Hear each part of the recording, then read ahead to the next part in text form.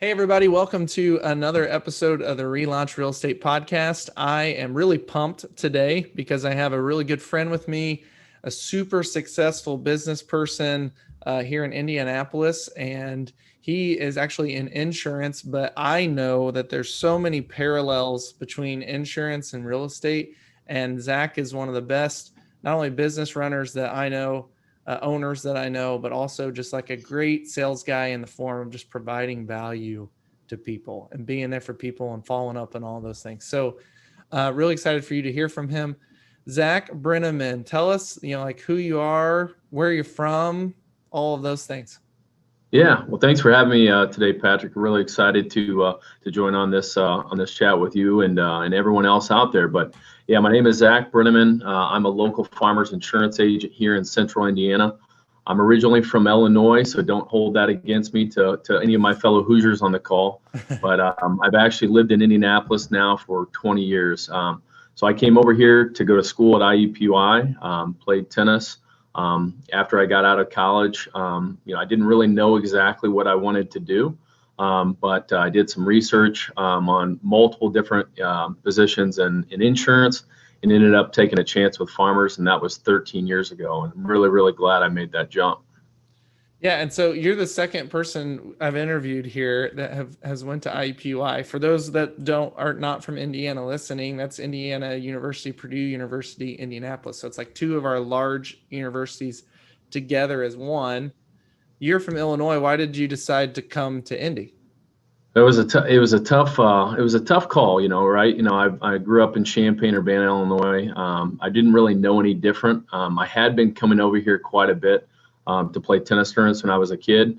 My mom and dad would, have us over here. We'd play some tennis tournaments. We also would come over for the RCA championship back when that was going on here in Indy.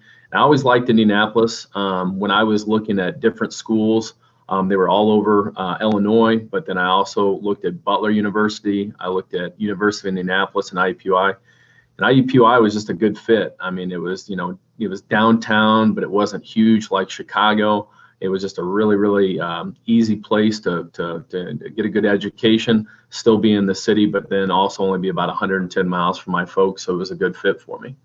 Did you have, so we're going to we'll hit this here in a little bit about how successful your business is, but did you have really any connections in Indianapolis before you had come here? I did not, and that's a great question, Patrick, because everyone wants to know how you got started, and Yeah. man, it was tough. It was tough because a lot of when you get into any kind of sales position, especially when they're interviewing you, or especially when they're telling you how you can get started, the first thing every manager or recruiter says is make your top 100 list. And unfortunately, my top 100 list consisted of a lot of friends and family back home that I couldn't talk to, Oh, man. and then a lot of broke college kids like myself that were some of my good friends, coming out of school, and they're like, Zach, what are you talking to me about? Life insurance and auto and homeowners insurance. They're like, we've already got that. So it was a struggle, but to be honest with you, Patrick, I'm kind of glad that it happened that way because it allowed me to kind of get out there, hit the ground running. Actually make some real relationships, write business with some true clients that weren't with me because they knew me or anything like that. It was literally just building that relationship from the get-go. Yeah, and there's a guy I know. His name's Robbie T, who's going to be a guest with us here. He's from Fargo, and he's really successful agent. But he always says that success should always be earned, and if it's given to you, then the amount of quality you give to that business or the amount of love that you give to those clients is totally different than the ones that you've earned. So you Yeah. really earned your business here in Indy. Yeah, for sure. And it was definitely a struggle the first couple of years. I know there were some other newer agents that came out of the gate pretty hot because they had a really nice natural market here. So it took me a little bit longer. It took me about 2 to 3 years to really get established. But once I started, building those relationships, talking to some of their friends, some of their family, starting to get involved in the community, and then also starting to do some of my own networking with my natural market, that's really kind of where some doors started to open for me, and that's where it started to kick off. That's awesome. So this is a kind of a question we ask everybody, whether they're a realtor or not. What have you accomplished this year in your business? So 2020, like everybody, was I wouldn't say it was rough. It was just very, very different, right? Yeah. The way that we do business was different. The way that we manage people was different, right? I mean, because we had our staff working here from the office. We had some staff working from home. We had clients that were always home, which was actually a good thing, and I can talk a little bit more about that. But 2020 was just a different year altogether. I know you and I talked, Patrick, like when COVID really, really hit back in February and March, we were both like, what can we do? What can we do to make sure, Yeah. we can continue to write business, maintain our staff, not have to downsize. And then obviously at the end of the day, let's look for an opportunity to capitalize on this different market. And I think both of us were probably able to do that, but it was definitely a challenge. Yeah, there were a lot of people that didn't make it or chose not to make it, right? Like in Yeah. that time period, because it was an opportunity maybe for them to step away. And for people like you and I, it was time to double down. I mean, Yeah. we wanted our businesses to succeed. So how about that? How about you tell me, in COVID, like especially around here when the governor made an order for basically everybody to stay home, which he did in a lot of other states, what did you guys at your agency do to kind of double down and take the horns and try to make it the most successful year as you could? We had a lot of clients that were at home that we couldn't get a hold of previously that we could now get a hold of because a lot of people were working from home. A lot of people didn't have the full capacity of their hours. So it gave us an opportunity to get in the door with some of those folks that over the last couple of years we hadn't done. But it also allowed us to kind of fine tune our systems. And what I mean by systems is, in our office, it's not just giving someone a quote. I mean, we have what I like to say is a pretty nice system in place when somebody calls in for a quote. So that system would entail of someone calling in, we collect all of their information. When we collect their information, we give them a quote, right? And we not only give them a quote over the phone, but we make sure to get that quote to them by email. A lot of times, still, even if people were working from home, we had to leave voicemails. And so we started utilizing text messages a lot more this year. Texting was huge. But, after we gave them that quote over the phone, we sent it to them by email and we texted to them.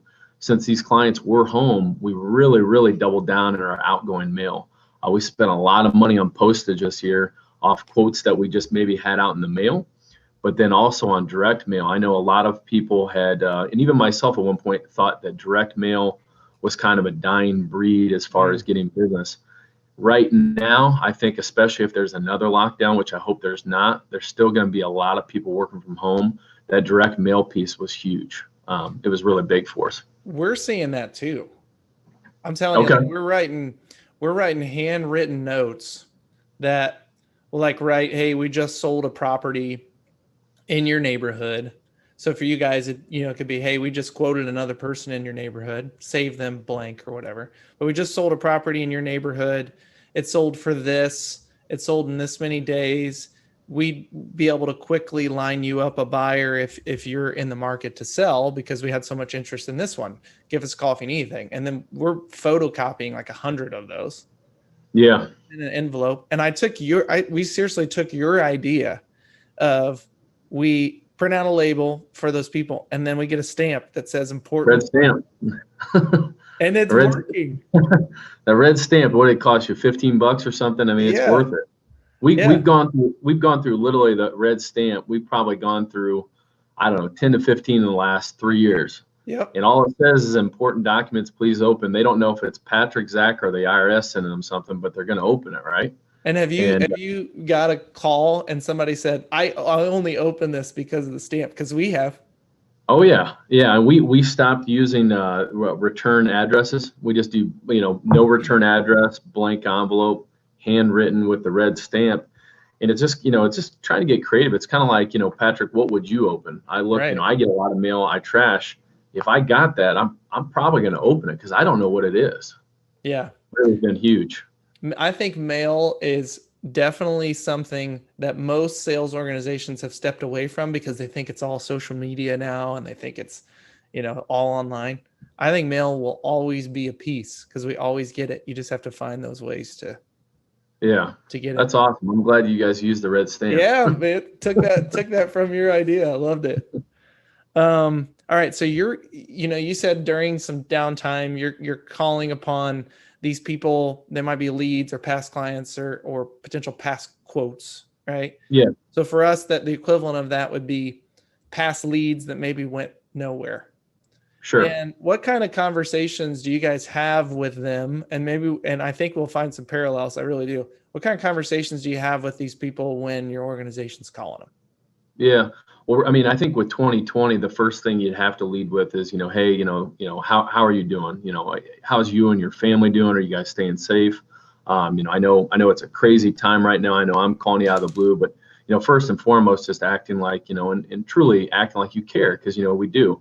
We're not trying to build that relationship for 1 year. We want to build this relationship going forward. And right off the bat, just asking that question really kind of builds a little bit of trust and continuity there.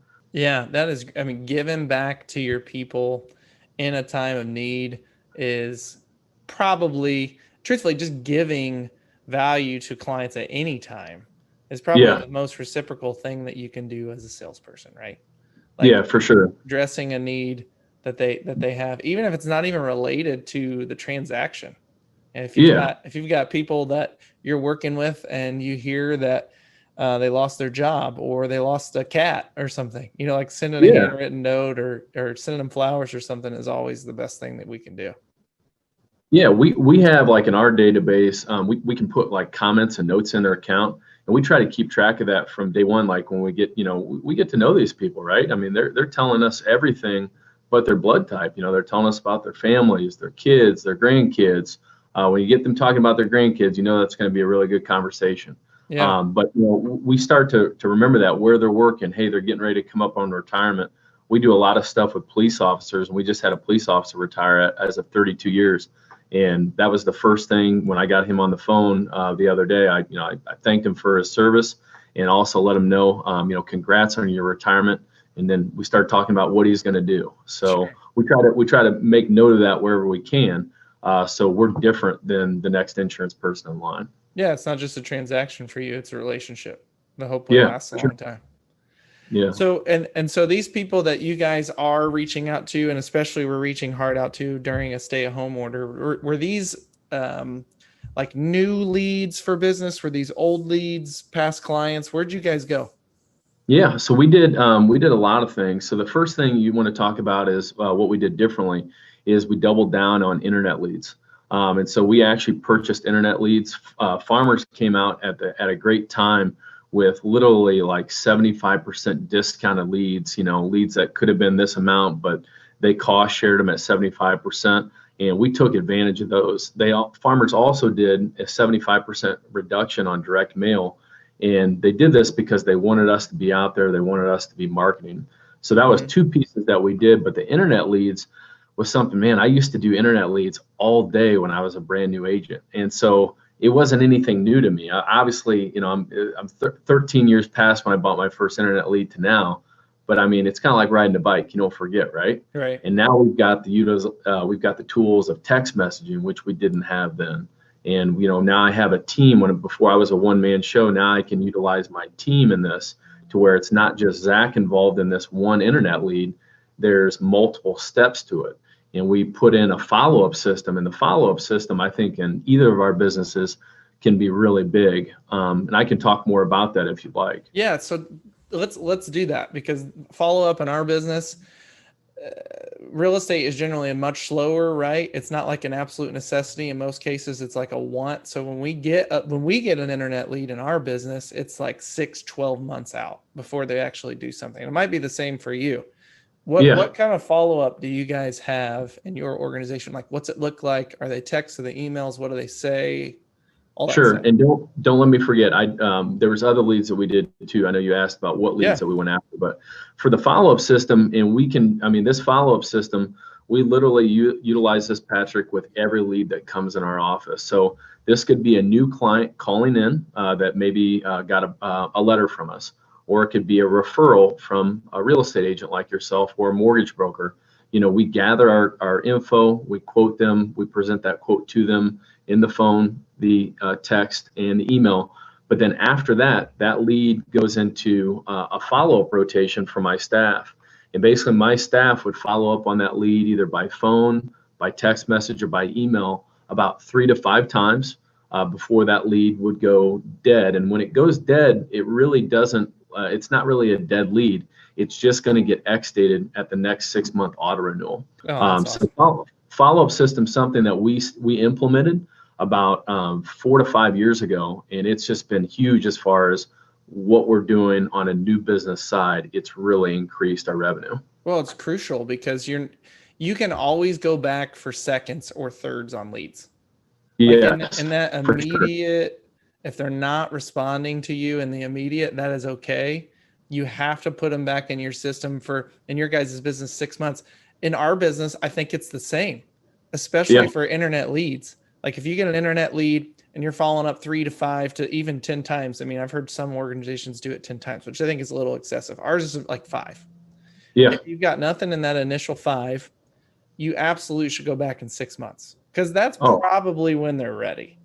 Oh yeah, 100%. Because internet leads, I'm sure they're probably the same with real estate. I mean, they get bombarded. I mean, they get hit by 6 to 10 different people all in one day, and then they continue to call them. I mean, the person I talked to this morning, this is one that we worked on back in February. Gotcha. So we're always utilizing that follow-up system. Yeah, we call it like an X-date list. That's like your guys' rate reduction, saving people some more money. It's probably the equivalent to like our market appreciation, them making more money, right? Sure. So, or interest rates dropping. So yeah, we have leads that registered 6 months ago that all of the agents who have them, they should be following up now because the rates have dropped from 6 months ago and the market has appreciated. It's like there's definitely opportunity. Seriously, I'm hearing like your take home message on leads by themselves is it's the people who hang in with them over long periods of time and love them are the people who win. The salespeople. Oh yeah. Yeah, and it's not just that front end. I mean, you're going to work them on the back end, and you're going to reap the benefit too. And the good thing I like about internet leads, and you and your team, Patrick, probably see this as well. It's really tough in our business to get a good lead that's got a good cell phone number, a good email address, a good valid address. I mean, you can't really put a price tag on that with just a lot of quantity of leads. I mean, that goes into your database. You're going to be working those for the next 5 to 7 years for sure. Yeah. That's money. Data is money. Yeah. If you've got a lot of data with leads, you've got money in a bank that you just have to go grab. You gotta go get it.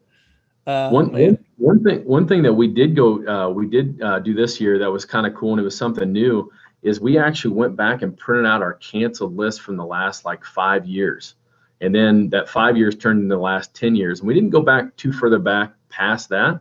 Because then you're going to get into people that have landlines, no email addresses, a lot of AOL accounts versus Gmail, that sort of thing. But what we did is we looked at the months where, they might have went to a different company, and we went back after those leads because a lot of the people that had been with our agency didn't leave because myself or my team did anything wrong. They flat out, they might have found a better rate or they went shopping. Yeah. But I mean, after they've been gone for 2 to 3 years, it's really a good time to go back after them because, they remember maybe farmers put a roof on their house or farmers paid for a car that their 16-year-old driver totaled. Now is the time to do that because their current insurance companies are probably creeping up on them. So we really, really hit our we call it like win backs in our office. We hit our win backs heavy this year. And the good thing was a lot of them were home, right? So a lot of those people that we usually couldn't get on the phone this last year, since they were working from home, and they were looking for somebody to talk to besides the dog or their friends, their family, then they talked to us. Yeah. That is why, for all of you listening, this is exactly why I wanted Zach on here, because Zach, there are so many parallels to what you guys do. For us, it's called expireds. So in our business, there are listings that get listed and they don't sell, and they don't get relisted. And that is a gold mine for us right now because it should be, because 5 years ago, if they tried to list and it didn't sell, the inventory 5 years ago was so much higher. There was so much competition, so much more competition than there is now. And the prices have elevated. And these people should be getting a call from agents, educate, like just for an education standpoint, saying, hey, listen, hey, we saw that you tried to list 5 years ago. I understand that was probably a frustrating experience for you because you did not sell. Here's what I want to tell you about the market now. The inventory is much less. The prices are much more, and buyers are really hungry because rates are low. It might be something for you guys to consider at this time. No obligation whatsoever, just like you guys. We'll quote you guys, no obligation whatsoever. And we'll give you a home value and tell you what you can net today. Is that something that's interesting to you? I mean, that's a gold mine in itself. I mean, there's the $10,000 idea from this podcast by itself. I mean, there's one commission you could go grab. Oh, did you say 10,000? Maybe I need to get in the real estate business. Depending on the price, right? Yeah. Yeah, I like it. We don't get those renewals like you guys. I love that, the insurance business. All right, so let's circle back to leads. So this follow-up's awesome, guys. Basically, in summary, you hit your leads 3 to 5 times, and then you're probably going to hit them in 6 to 12 months again and again until you get a response until the end of time. For sure. What other leads do you guys capture in the insurance business that you chase? Yeah, so we do a lot also with property management companies. So when I started, I told you I used to work a lot of internet leads to try to generate, auto quotes because, we got a quote to write a policy, right? But I also went to my natural market at the time, and my natural market was, I had one car and I was renting an apartment. So that was the market I went after, was property management companies and apartments. And at the time, a lot of people were asking me, hey, why are you going towards this market? It's not a market of homeowners. It's not a market of mortgage brokers. And at the time, I was a new agent. I didn't really have any resources to go after there, but I did know a lot of apartment complexes, and I had a lot of friends of mine that lived in apartment complexes. And so I started going after apartment complexes that required renters insurance, and then I let those complexes know what I could provide for them and their tenants. And I was using my cell phone at the time, and I was like, literally, you can call me any time of the day. If you have a move-in, after hours on the weekend, I'll help you out. And what that developed into was about 15 property management companies that only used our agency. And what that turned into was, if you drive through an apartment complex, what's in every parking spot? They've got cars. So they needed car insurance quotes. So we got some car insurance business from that too. But right now, and over the last probably 5 to 7 years, we've seen a lot of those renters buying their first home. And that's been huge because, everybody's dream that's renting is to go from that apartment to owning their first home. And so it's been big for us. It's actually something, bringing this up on the call, something that I might actually revisit and go back after, because sometimes we get away from what used to work, right? And now that we start talking about it, it's like, man, why am I not doing that anymore? And those apartment complexes are still around there, and there's still a market for the renter policy, and there's still a market for the auto insurance. And at some point, they're going to buy a house, especially with interest rates being as low as they are. Yeah, that's a market for an agent. Those guys, just like you said, everybody that's living in there wants to own. There's no reason why a real estate agent can't develop a really good relationship with the property manager, or heck, even the girl that's at guy or gal that's at that front desk, that manages all those people, and just says, hey, here's my cards. If these people are relocating, if their lease is coming up, and that they want to buy, just have them reach out to me. It's all about the relationship. Patrick, the best day I would have going out and doing outside marketing was Mondays and Fridays. And it didn't have to be anything expensive. It could be cookies. It could be donuts. I mean, it could be whatever you wanted. Candy around Halloween. I mean, I never showed up anywhere empty-handed. But the reason I would go out on Monday mornings and Friday mornings was because Mondays, who likes to be at work on Monday? Right. Everybody's dragging from the weekend. They're like, I got to go another 5 days here. You show up with something sweet and some business cards, they're going to give you a referral that week, right? And then Fridays was a really good day to market because everybody was excited going into the weekend. You put some food in their hand and some more marketing material on those Fridays. Those are really, really good days for us to market. So that's actually one of the questions I had written down here is I know this because I know you. You are great at the pop buys, the drop-ins in places with teachers or all these other places. and you give them a gift, you thank them for your service, you have very little ask in return. You're not telling Yeah. them to sign up with you today. So tell us agents where you think, well, tell us what you did and what you do in giving back to these folks, and then how that could parallel in our business. Like, who do you go meet with? What kind of relationships do you create? Sure. Well, I mean, I think, you have to start out with educators. So Farmers has had a huge relationship with teachers for a long time. We give affinity discounts to teachers, military, could be police officers, firefighters, nurses, you name it. Pretty much anybody that's a first responder is going to get a discount. And Farmers had some programs available to where, we could get out in front of them. We could bring them lunch. We could bring them breakfast. Get 10 to 15 minutes maybe from their principal or their manager, whoever was on duty, to get out there and let them know that we could do. And it was never us up there making them uncomfortable, saying, hey, do you want a quote? We're just educating them about insurance, Yep. What to look for on their own policy, what to look for in a changing market, what we see out there every day. But we also let them know, thank you for what you do every day. Lunch is on me today. And, I did bring some brochures. If you want a free, no obligation quote to see if we can save you some money, happy to help. And usually, Patrick, the where I would get the best response is when I already had a teacher insured, and she was able to, to do that introduction up there, just like I'm sure you could. I know you work with a lot of teachers, Sure. nurses, engineers, that sort of thing. Having them, vouch for you and get you in the door and maybe give you an introduction before you get in front of that group, that's always going to be gold, because it already creates that sense of, honesty and sincerity, right? And somebody that if they're doing business, hey, maybe I want to do business with them too. Yeah. And I love it how you say it's just from an educational standpoint. You're showing up, educating people, and just making them smarter on the service that they are going to need at some point. And if they get to work with you, awesome. If they don't, it's totally fine. But Sure. really making them feel like it's no obligation. Mortgage brokers and realtors in our business is huge because, for you to put your name out there when somebody's going through buying a home, there's a lot of stuff on their plate. It's a very, very warm referral for us, because then we're only going to be competing with one other carrier versus buying that internet lead where we're competing with 6 to 10. When it comes from Patrick, it's only going to be you're competing versus one person. And a lot of people obviously trust you quite a bit if they're going to be buying a house from you. For you to pass our name on to them means a lot.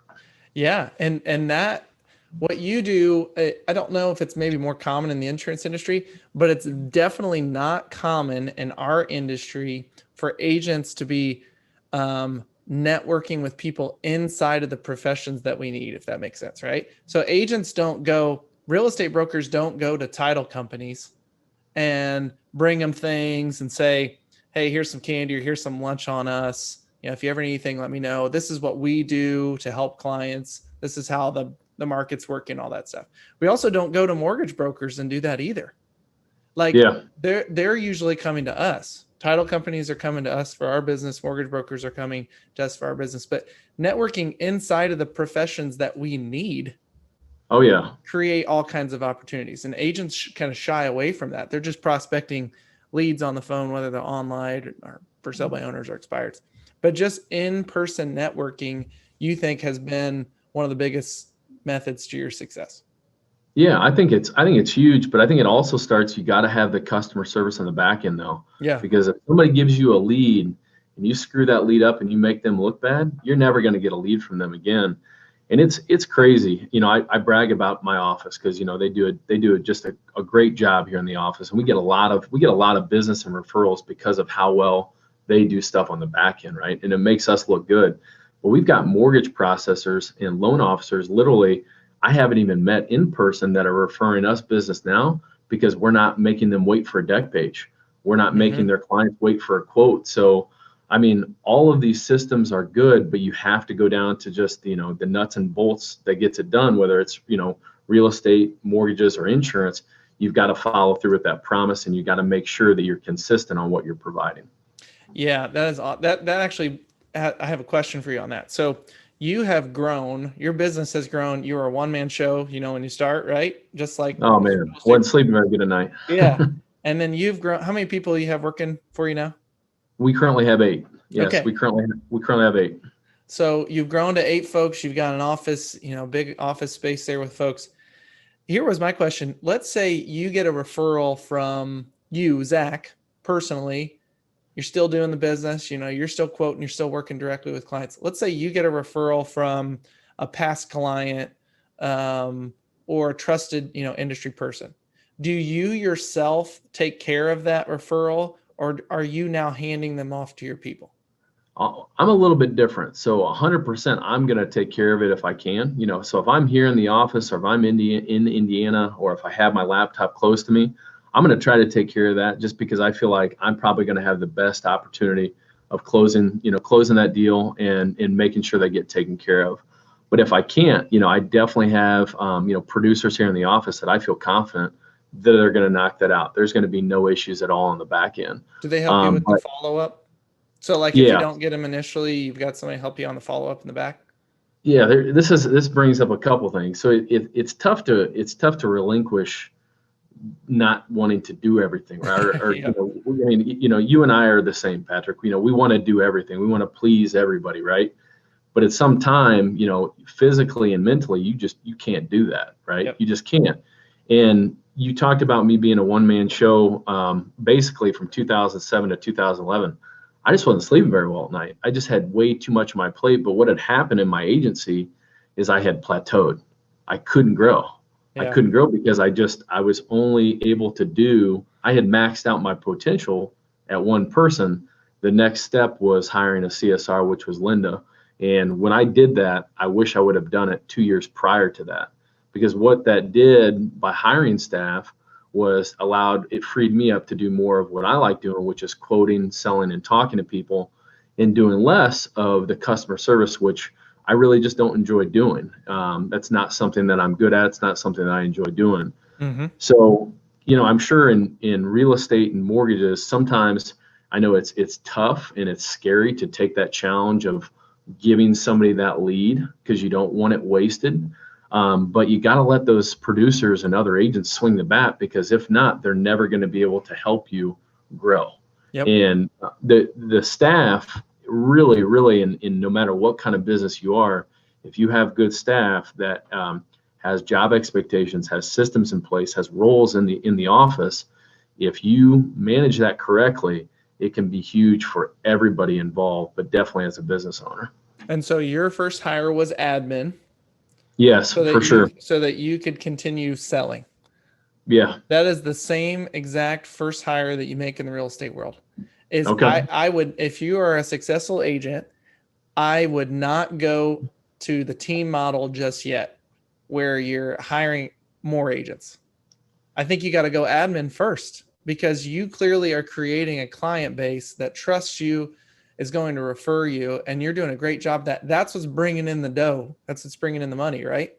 It's just keeping the lights on.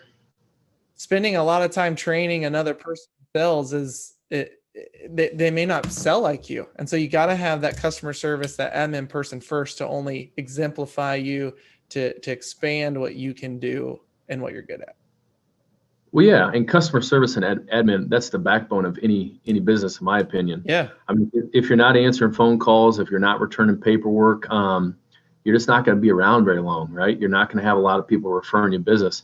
So making sure you've got your shop well maintained and well staffed up, that's huge. And the good thing about it, Patrick, is too, and I'm sure you've had somebody that you've hired that you thought was going to be good admin, and then maybe they turned into a good realtor. Yep. Or vice versa. You thought they were going to be a good realtor, and maybe they turned into an admin. Yep. And it might not even have been anything to do with their capabilities.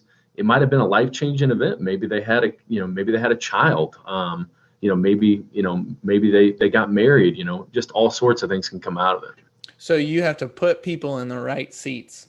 So there are probably team leaders listening to this that have folks. Zach, do you have an example of a time in your organization where you hired somebody for one thing and you learned that they weren't the best at that, or they had skills in other things, and you put them somewhere else and they succeeded? Yeah, for sure. So I had a producer, or I had a customer service rep. that was very, very, very capable, doing a great job. But they were a lot like me, which can be good and can be bad. On a bad note, they don't have a lot of attention to detail. They're Yep. not good with organization. They're more of a sales oriented person. They like to push the admin stuff off and the customer service stuff off here. Things could potentially slip through the cracks when it comes to customer service. Right there to me is that's not necessarily a bad employee. I just have in the wrong seat. I need a Yep. sales seat, right? So it happens all the time. And then I've had somebody, they're not with me anymore, where they wanted to go into sales. They wanted to go into sales, but at the end of the day, they were taking a lot of time making sure X, Y, and Z was done, and then they would relook at it again to make sure X, Y, and Z was still done, where they didn't really need to. That's somebody that would be great in customer service. Yeah. Got to put people in the right seats. That's awesome. How many clients do you know offhand? Well, you guys don't call them clients. Do you guys call them clients? Yeah, for Yeah, sure. customers. How many customers do you guys like manage at a time? So it's a little bit different in our business. It's not like about clients because like one client could have like 10 policies. Okay. One client can have one policy. Right now we manage about 9,400 total policies in force. Oh man. So 9,400 auto, home, commercial, life total in our agency is what we manage currently. That's crazy. That's really successful. That's awesome, man. Thank you. Who was somebody in your life that was the most influential to you? Oh man, I've had a lot. I mean, definitely my dad. My dad's definitely my mentor. So he's been in insurance, not the same insurance that I do here in Indiana, but he's done commercial insurance, so big business insurance, for 42 years. So when I got into this business, he had a lot of advice. He told me a couple things to look for, a couple things to stay clear of. But he's not only been a mentor, he's been my dad. And from the get-go, even when we were kids, we always had to-do list. He always had stuff for us to do before we could go out and play with our friends or go play sports or whatever we did. And so I guess to answer your question, Patrick, he was mentoring me back then before I even got into insurance. And then when I got into the same field as him, it was just like icing on the cake because now we had a lot of stuff to talk about, stuff that he knew, stuff that I knew, stuff that we could relate to in the market in general. And to this day, I probably talk to him, once every other day. If I hit a rut, I call him. If I've got a win, I call him. Just all the above. So my dad would definitely be the most influential person in my life. That's awesome, man. That is awesome. I thought about this question when you were talking about this. How much do you think, if anything, sports plays a role in being successful in business or your job or any of those things? Because I've seen studies and people talk about it, but you personally, what do you think? I think it's huge. I wasn't much of a tennis player, but I think I've done okay so far in the insurance business. But I think sports in general is solid, right? I've got a lot of I just kind of look back at when I was in college and all of my buddies on the tennis team.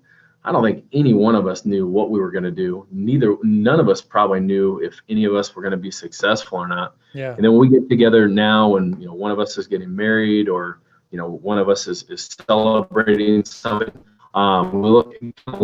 take a snapshot of what everyone is doing. Everyone's doing pretty darn good, no one's killing it, more than the other person, but, we all have pretty steady jobs. So I think to answer your question, I think sports does a lot. I think it allows you to work as a team, right? I think it allows you to work for somebody else. If maybe you're not a small business owner or maybe you work for somebody else, you have respect of your coach, or in this case, your boss. I think it creates a lot of practice. So like in my business, you got to run a lot of quotes. In tennis, you got to hit a lot of forehands to get a good forehand. So I think there's a lot of correlation there, right? If you're out on the doubles court and you're working with your partner, then you're working as a team out there. If you're playing singles, you're out there by yourself.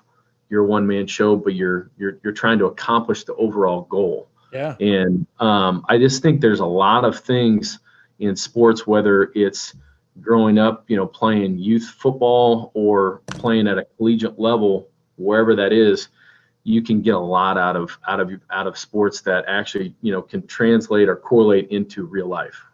I love it. So to kind of wrap this thing up in the next 5 minutes, do you have any stories in which you've helped a real estate broker maybe keep a deal alive, or you've wowed a real estate broker in your insurance business that you'd want to tell us realtors about? Yeah. I mean, we see them. I mean, they don't come up every day, but we've got a few. Just the other day, one of Chris's coworkers, he called me and he called my cell phone. He usually always texts, so when he called, I knew something was important. And he had a client that was getting ready to close in a couple weeks, and it was a first-time homeowner. And this was a special first-time homeowner because this first-time homeowner was the son of one of his biggest clients. Okay. And they had done a lot of repeat business. And he said, Zach, we're not going to be able to get his son closed unless we can get within $70 or lower on this homeowner's insurance policy. They've been getting quotes from different carriers all over the place, and they can't get within them. What can you do? And it wasn't an easy case at all. I mean, we had to do some work on it. We had to give them basically a stripped down policy to get them through their closing. But then I talked to him and I talked to his parents after the fact and said, hey, right after you close on this house, we need to get you a policy that's actually what you need on the back end. Mm-hmm. And they were okay with that. But, what we did was we saved that deal for the mortgage broker. And then we also saved a pretty large client on the back end because he was in risk of losing, the parents on that and anyone else that they dealt with if they couldn't get this one done. That's definitely one that was more recent that really helped out quite a bit. Flood insurance is always tough. We've got 2 flood insurance companies now that we can go with. Flood insurance can make or break a deal.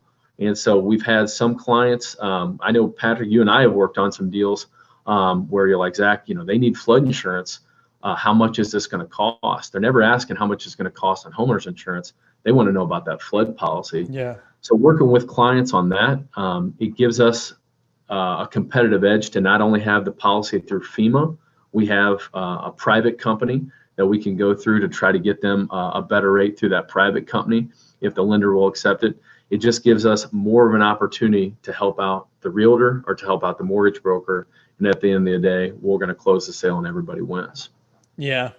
Guys, I can tell you from personal experience, I don't know a better insurance company than Zach's, and they have saved us, not only money, but they also give us a service that's just unparalleled, right? Like I call and I know someone's going to answer, and I know that if I need a quote or if we have an issue, that we're going to get a resolution in that call.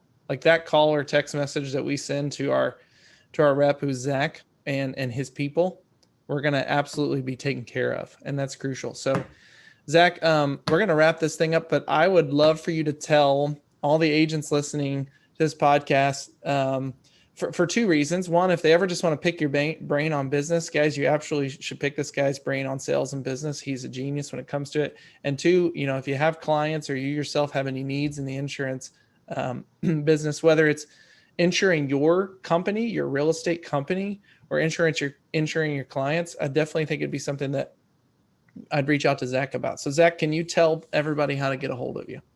Yeah, for sure. And Patrick, thanks again for having me on this call. It's always fun. It's always fun doing this because it kind of brings up stuff that I should be doing again or stuff that I'm not doing as much. So thanks again for having me on the call. The best way to get a hold of me is probably going to be my cell phone. And if you have a question about anything that we talked about today, or if you think maybe, we should, get together and network or something like that, I'm happy to do it. My cell phone number is 317-517-7514.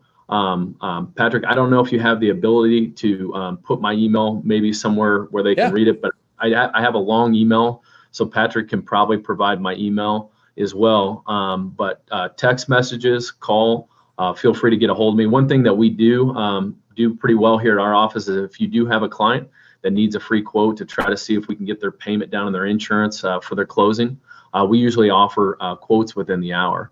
Usually clients aren't waiting, a day or 2 to get their quote. We get back to them pretty quickly because we know they have a lot on their plate when they're going through this process. But thanks again for having me on the call. Hey, it's my pleasure. I'm going to send you somebody today. Actually, got a girl that has like a $180,000 house, and her policy is like $1,800 a year.